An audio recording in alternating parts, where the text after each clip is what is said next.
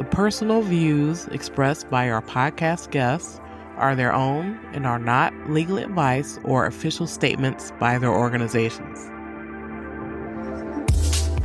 Hello, my name is Debbie Reynolds. They call me the Data Diva. This is the Data Diva Talks Privacy podcast, where we discuss data privacy issues with industry leaders around the world with information the businesses need to know now.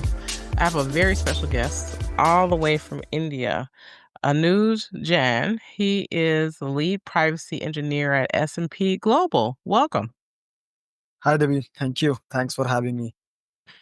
Well, I'm very excited to have you on the show. I actually had done a speaking thing with S&P Global a couple years ago, so I really enjoyed collaborating with the organization. But I am a data person, so people who do privacy engineering on the data side very much interest me. So you and I are connected on LinkedIn. And I say, hey, why don't you come on the show? And you're like, sure.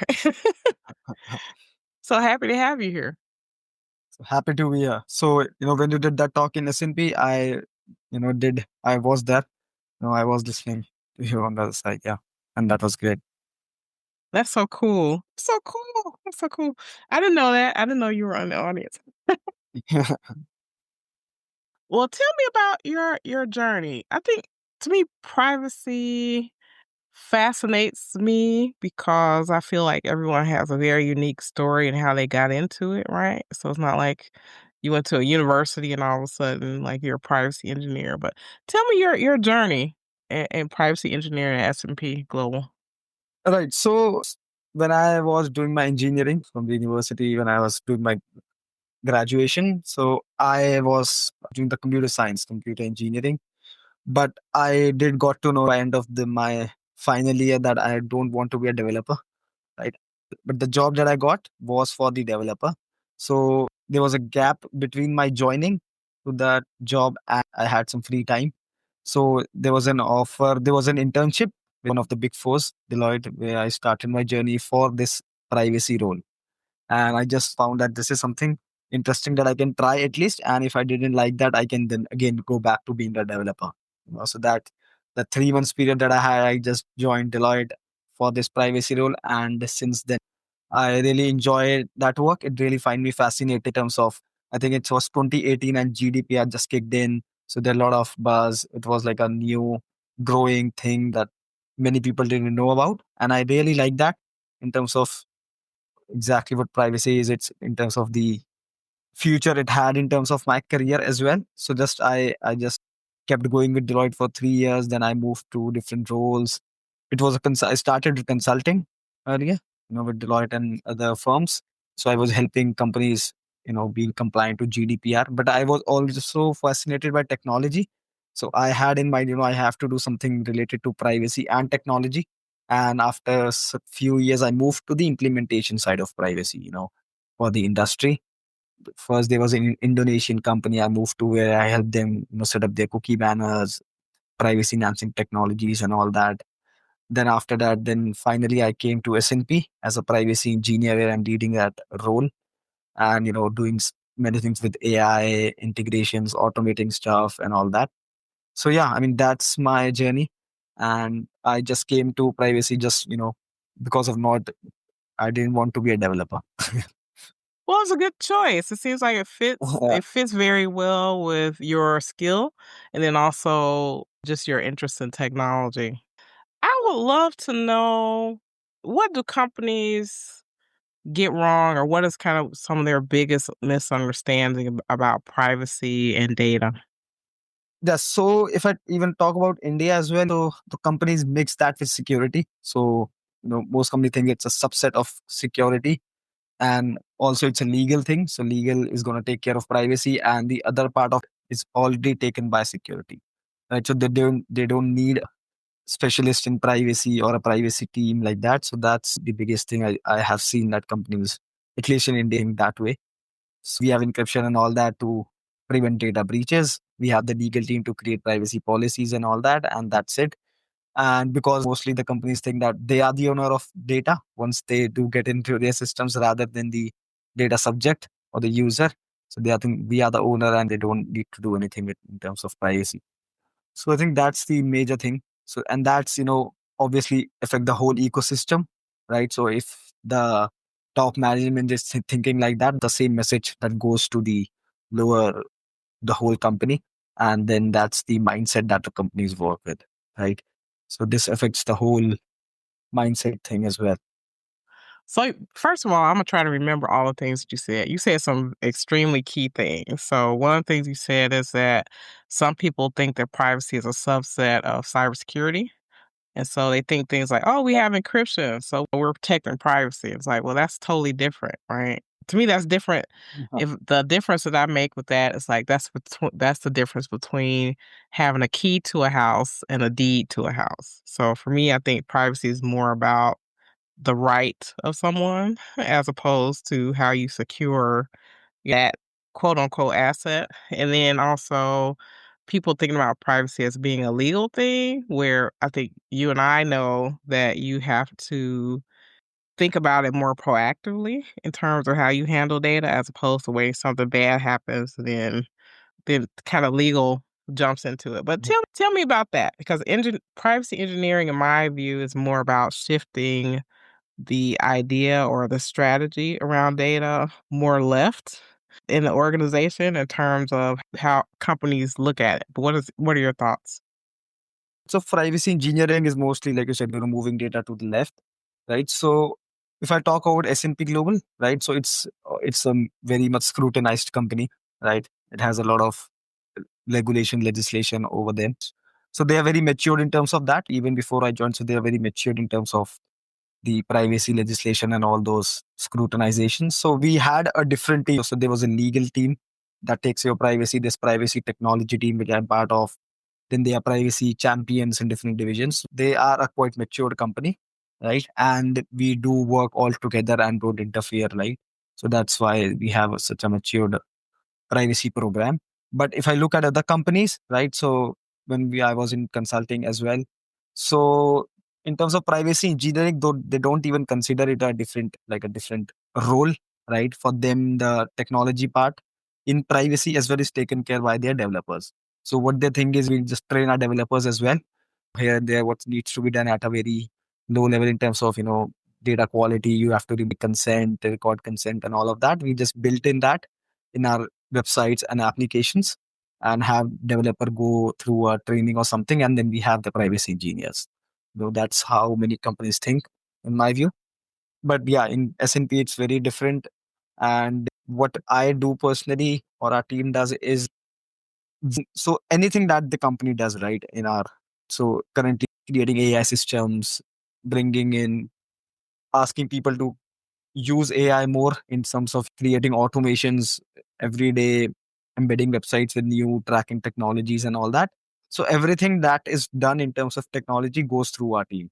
So legal has have their own framework and policies, procedures that this is what the team needs to follow. But we are the ones who actually test that, assess that from the technology standpoint. So we use different tools. We have created certain automation tasks, but also we look at all these requests that comes in as a PIA and other assessments. So once we do have the risk, we try to mitigate that with the help of those owners and see if it's plausible or not to launch it. And accordingly, and apart from that, what we also do is to automate, right? So we create APIs integration with different systems so that we get the data automatically and it's not a burden on different teams to fulfill our request, because that's where the friction comes in. So we go onto teams every now and then asking for certain details, fill this form, fill this assessment, give us this data and all that. So that also creates friction. This is what we saw. That's why now we are creating automation stuff, directly integrating systems internally so that we don't have to reach out to them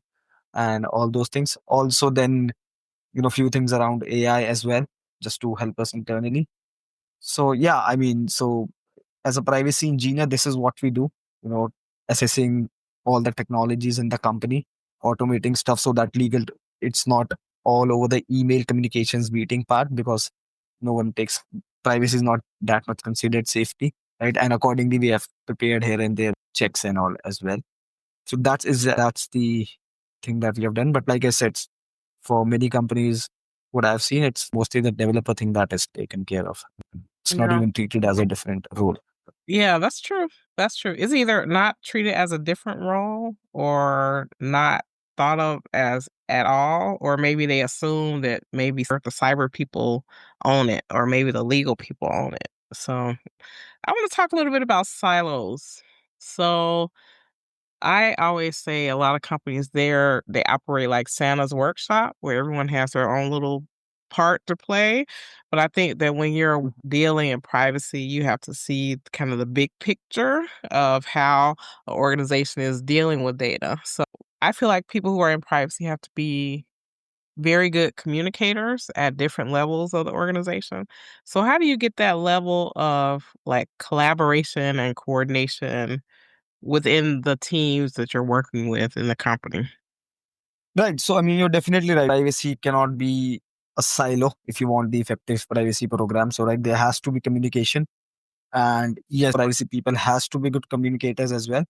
But mainly how, I've seen privacy driven. So, where the companies, the where privacies are very matured and taking seriously, it all happened through top management. You can't just start it from the lower side because I mean, even if how much privacy is matured in a company, you how many trainings you did and all that, it's still a legal thing for them. It is treated. We are doing this because of a legislation. It's gonna be there.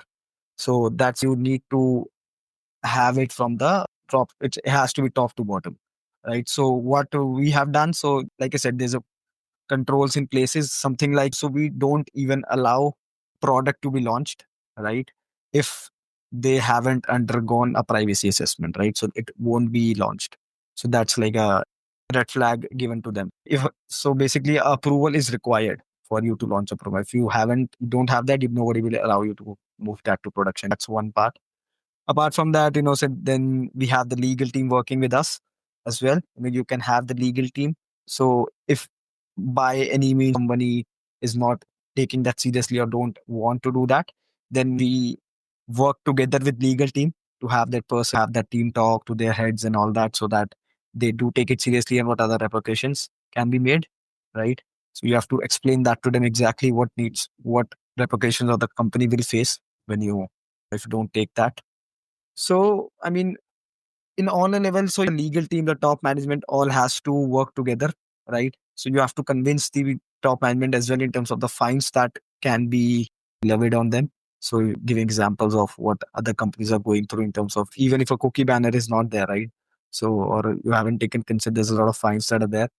So all of these taken together is something you have to create a program working with. But yes, if you don't have legal team, top management, all technology team together, it's not going to work. Because even if a cycle breaks at any point, you have all the policies, procedures, but there's no one to check, right? Technology team hasn't implemented, then you are in non-compliance, right? So everyone has to work together, and that's how you have to create that.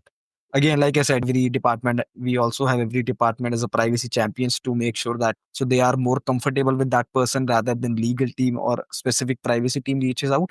Because in terms of the way we understand and the language we use, a privacy centric person will use might be a very different in terms of what a person from their department doing day to day work will, try to explain them as well. Right. So all these things together needs to be there, for it to work. So having that leadership from the top is a theme that I hear a lot. And I think it's true that if you don't have that buy-in from the top, it really doesn't work. And then having champions within the different groups who understand and are kind of a liaison with the privacy teams, that definitely helps. But tell me what's happening just in technology in the world right now that's concerning you about privacy. So, I mean, obviously, the AI is here. So now, if you heard, there's agentic AI browsers that are launching recently. ChatGPT launched their, Perplexity launched their own. And I think in terms of the free trials that they're giving to everyone is jumping onto it, even not thinking about what kind of data they are using. They're giving out, right? So yeah, so I mean, in terms of the free tutorials given, free subscriptions given, people are jumping, at least in India. So ChatGPT recently announced that for India, because we are more than a billion people, right? So they are gonna give free subscription to everyone of chat GPT Go. So that will convince people to use that, right? And do everything with it, adding sensitive personal information, asking them to giving their data just for any analysis, their financial data, their health data, and all that. So this is really concerning. So the adoptability of AI without the proper legislation in place in many countries and all that is really concerning for me. I don't know. I feel like many years ago, we have been telling people for the longest time, don't put certain things about themselves on the internet. And so now that you have this tool that's incredible that they can do all these different things with, sometimes people are so enamored with the capability that they're not thinking, wow, like I'm putting my, personal bank information, or what I'm saying, like I'm writing a letter to the bank and I'm gonna put my account number in here. And so just just part of that education definitely has to be there with people, but I think it's just gonna become a growing problem because people really don't understand what can happen with their information. Definitely. So, I mean, in terms of the agentic AI as well, like I said, browsers. So, if you want to buy something, you're going to put your credit card numbers for the agent to put in your order. You're going to put your address. Or if you want to order medicine, you upload your prescriptions. All of that is going to happen in this, agentic for the agents to do that. They need that. And people are just going to upload it because the ease it provides. Obviously, it's an incredible technology, but yeah, that's all is. They're just giving away their data. I think I'm more tinfoil hat, I think, about some technology. So I'm a technologist. I love technology, but I don't love everything that people do with technology. And I feel like I'm always like, kind of a naysayer, like say, hey, use it this way, but not that way. Or think about this and not that. Like I remember many years ago, there was a company, I think it was Amazon, that was a company was asking people, give me your biometrics and we'll give you a coupon for $10. And I always say to people, you have to weigh the pros and cons. Like, is that really worth it? Like, is that biometric that I give, is it worth more than $10?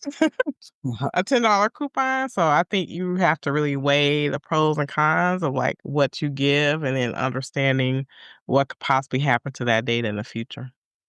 Yes, definitely. So I as well, as soon as a technology is launched, right? So I don't just grab onto it and start using it. At least I also go and find out exactly what's their practices are, what exactly how it's gonna work at the back end as well.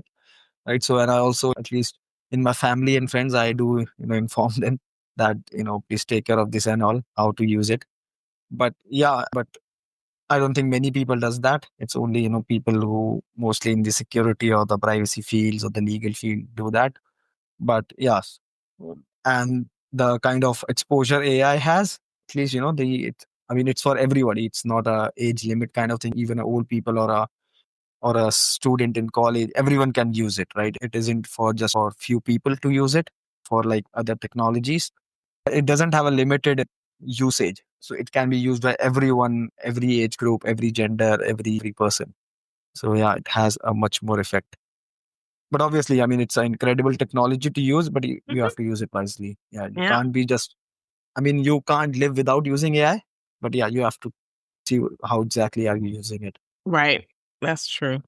I want to talk a little bit about privacy and culture. So I think different jurisdictions have their own regulations around privacy and data protection.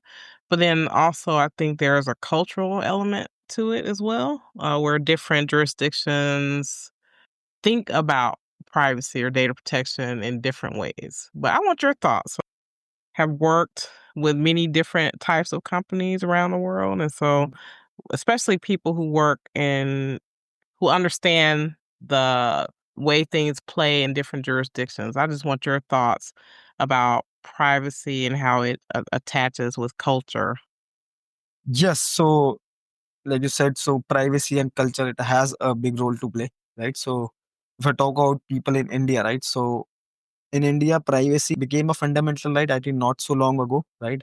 And earlier, I don't think privacy was something, people think of it as a right or a important thing as well. I would say essential thing because, even in India, even you were sitting with someone who just, talk everything to them.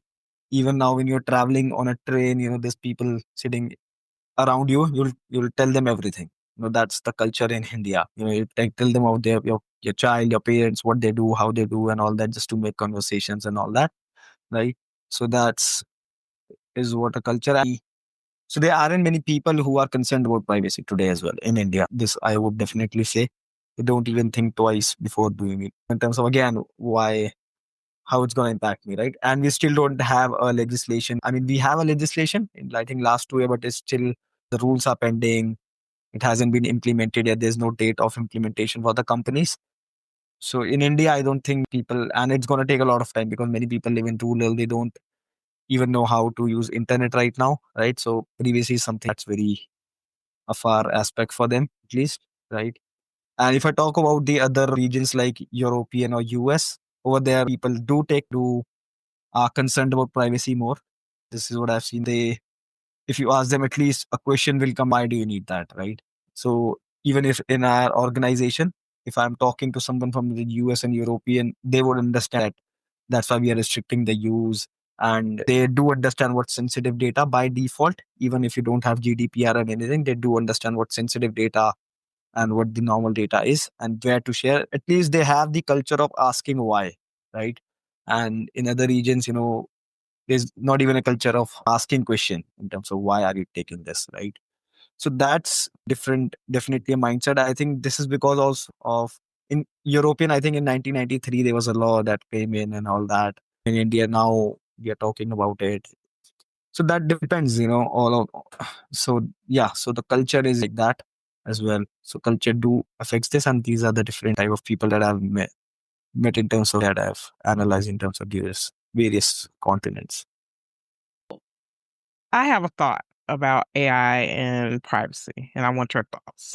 So, in my view, when people are implementing or using AI systems, it may create more privacy risks because they may, like you said before, they're using it for a lot of different things and especially a lot of AI it was made in the past was very narrow and purpose built.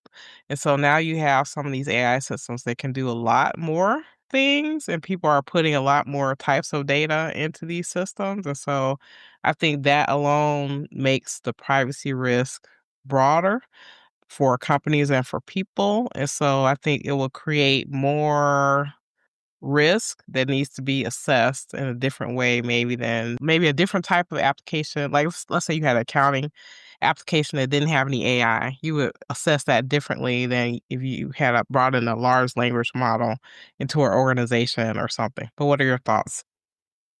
So, like I said earlier, AI is something that doesn't limit the usage or the age group. It is for everyone. So, it definitely raises the stake, right? It can be used for everything. And if you talk about it's coming everywhere, it's in your smartphone, it's in your laptop, it's in your applications. I think now the smartphone companies is coming up with a personalized AI, which will definitely, like a personalized agent for you, which will work, on your data. So, definitely raises the stake, in terms of the risk that are, in terms of privacy, right? But in terms of the assessing, like you said, for AI, I would say you don't only need to assess, the how the company is collecting data, right? We also need to assess how they're using it, what they are using it for, right? So earlier, in terms of GDPR, if you talk about something like you would restrict transferring of data for company X to Y, right? But now the other company, a third party is coming and scraping the data of your website, right? But that doesn't require a notice to be given, right? A transfer required, but scraping of data doesn't require a notice, right? You don't, companies don't even give you a notice for that. Similarly, again, for you, there's a right to, GDPR right to stop the automated processing of your data, right? But now there's no like a right to refuse to process my data, right? So you are only looking for the AI or the automated processing shouldn't be there, but you can't be like how what data are you putting into it, right? So you are just assessing the kind of data is collected, but you're not able to There's no right to assess or take a risk in terms of what the algorithm is being used to come to a data, right? You can't just Right. you can rectify your data, but you can't rectify your output coming out of AI, right? So let's say, for example, a credit bureau, you can rectify your address, credit score, and all that, but you can't know how a credit score is being come out. So the legislation meeting that part. So you have to make sure that you are assessing all parts of it, the whole data life cycle when you are assessing AI, rather than only the collection part or a few parts here and there, right? So that is Absolutely. something you would do differently. Yeah. Totally, I agree. And I do a talk about data life cycle. And so I say data has a life from cradle to grave. And a lot of times, as you said, a lot of companies, they're very good at collecting data and they used to focus a lot of their attention on that first intake of data. But then now the AI is here, they have to think about how the data flows throughout the organization and be concerned with what goes in and what comes out, right? Just like you said with the credit score information, you may not know what happens inside the system, but all companies or organizations will be accountable for what comes out and how they use what comes out of those systems.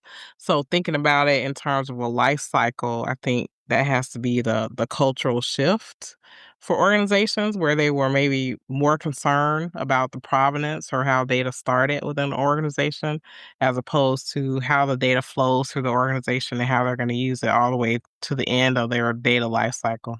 What do you think?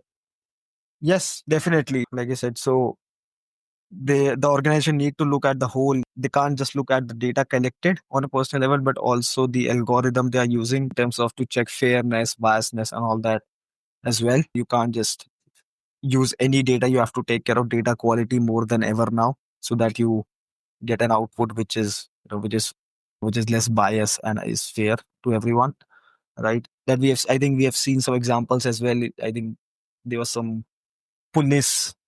Uh, so the state police were using certain AI which was showing black people as more and all that, right? And I think the clear view AI as well, the NHR system where it was referring girls to more HR jobs and the males to more engineering related jobs. So these are all the examples where the biasness and fairness comes in, right?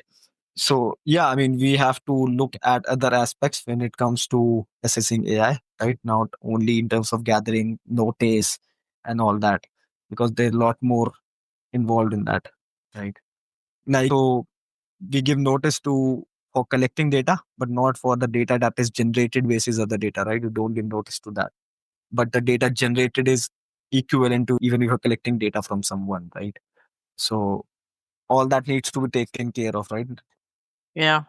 It's a big deal. It's a big job, and it's only getting bigger, as you say, because so many. I remember early on, a lot of organizations were like, "Oh, we don't even want to use AI," and it's like, well, you can't stop it, right? Because it's in Uh, every tool that you come in. It has AI in it, so you really have to deal with it and be able to manage it the best way that you can.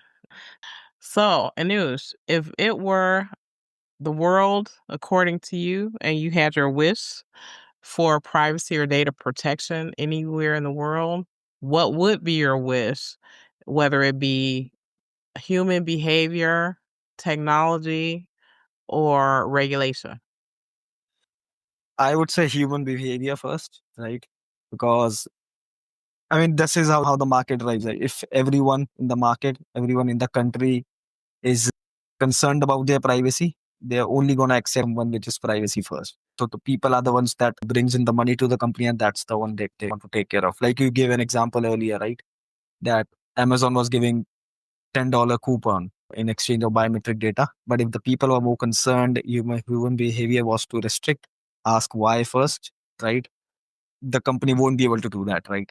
They are only able to do that because people aren't that concerned, right? So first thing I would, obviously do that is the whole human behavior. Yeah. I agree with that. I think sometimes we feel like technology can solve all of our problems, but I don't think that's true. I think technology can enable us to help solve problems, but that human element has to be there. Yeah. Yeah, it's because the technology has got also be created by big techs what the people wants, right? If it's I mean, it's all about the money that comes in for them, right? If it's coming from the people using a lot of AI, then they are gonna create that, right? If people stop using it, if only they want the privacy first, then obviously, they won't. They will obviously they will have to put in certain checks Right. before bringing it up. Yeah, That's true. I think people don't realize how much power they have because that's companies want to make money. And so they feel like they're doing something that will upset you, even if it's not something that's regulated, they'll stop or they'll do something different. So not forgetting about your human right and try to make the best choice that you can with data and think about it before you give your data away. That's great advice. Great advice. Well, thank you so much. Thank you for staying up late for being able to do this call, and I'm really excited to be able to share this episode with everyone. So wise advice. Thank you so much. Thank you, Debbie. All right, talk to you soon. Thank you so much. Thank you. Bye. Okay, bye-bye.